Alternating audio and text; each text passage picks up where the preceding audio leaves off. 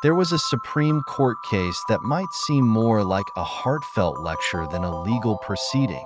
It dealt with the recognition of same-sex couples' constitutional right to marry. Justice Kennedy's written opinion in the case contained profound reflections. He wrote, "Marriage responds to the universal fear of loneliness that a person may summon but fail to find anyone there." He continued, saying marriage offers care and companionship, essential human needs that everyone, whether heterosexual or homosexual, deserves to access. But let's pause for a moment. What does this mean for those who are single? Is there anyone here who identifies as single? Statistically, there must be quite a few of you. After all, the rate of American adults who have never been married is at an all-time high. Yet, even for those married, life isn't always a fairy tale. Let's get real. What happens if your marriage doesn't last a lifetime? Whether due to divorce or outliving your partner, the reality is sobering. In the United States, nearly 30% of women over 65 are widows. It's a poignant reminder that none of us is guaranteed to have a partner by our side until the very end. This reality raises an important question. How do we support ourselves through life's unpredictability? The answer is clear. We need more than one relationship to sustain us. Beyond romantic partners, we need meaningful connections with others. And one overlooked relationship that can profoundly impact our lives is friendship. Friendship has a unique power.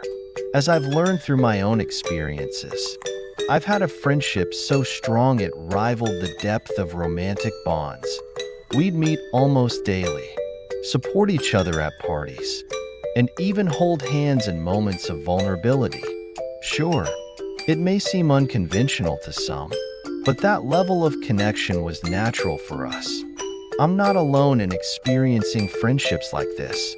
In researching this topic, I spoke with dozens of people with equally profound connections, and their stories have been both moving and inspiring.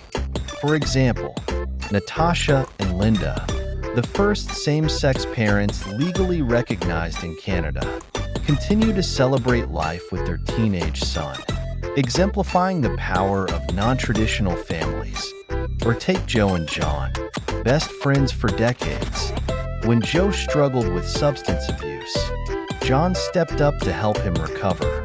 John even decided to quit drinking himself to support his friend's sobriety.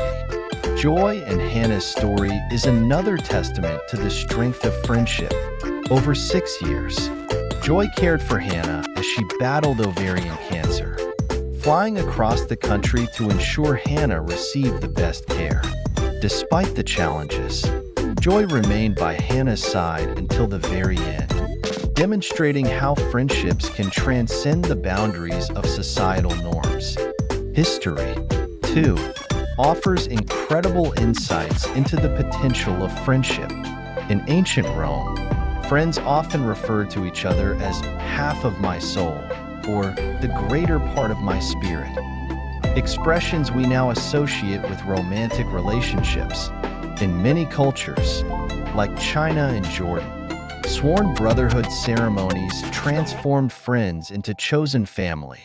Even just a century ago, friends would sit for formal portraits together, arms intertwined, their closeness evident. These historical examples remind us that friendships can take center stage in our lives if we let them. But today, not everyone recognizes this potential. One mother I spoke to was urging her son to prioritize dating, hoping he'd find emotional fulfillment in a romantic partner. To her surprise, he replied, "I already have it with my best friend." His best friend, whom he'd known since high school, had even moved across the country to live near him. This mother's initial skepticism is understandable in a society that elevates romance to the pinnacle of human connection. Romantic comedies, societal expectations, and even legal systems reinforce this narrative, Consider Joy's 6 years of caring for Hannah. Despite her devotion, Joy wasn't eligible for family medical leave or bereavement leave when Hannah passed because their friendship wasn't legally recognized.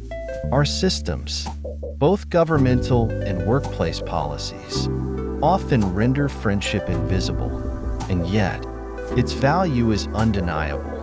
One woman shared how she'd spent so much time with her best friend's children that she'd been given car seats to keep in her car. Initially, she thought she needed a romantic partner to fill an emotional void in her life.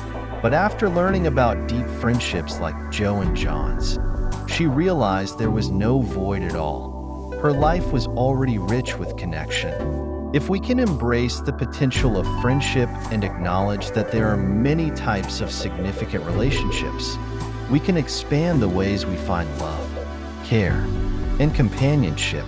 This shift in perspective allows us to imagine a world where friendships are as celebrated and supported as romantic partnerships. I've personally been fortunate to live in such a world, one where friendship takes center stage. Alongside my spouse, I also share my life with 2 of my closest friends. One friend moved to our city after we persuaded him to join us. The other found a job nearby, and we welcomed her into our home. Together, we're even planning to create a shared living space with other friends, a place where we can raise children and support each other in a true community. We've jokingly named this dream the Village. Will this experiment work? Only time will tell. But I'm confident of one thing. In moments of crisis, whether it's an early morning migraine with a toddler running around or a frightening medical diagnosis, none of us will face it alone.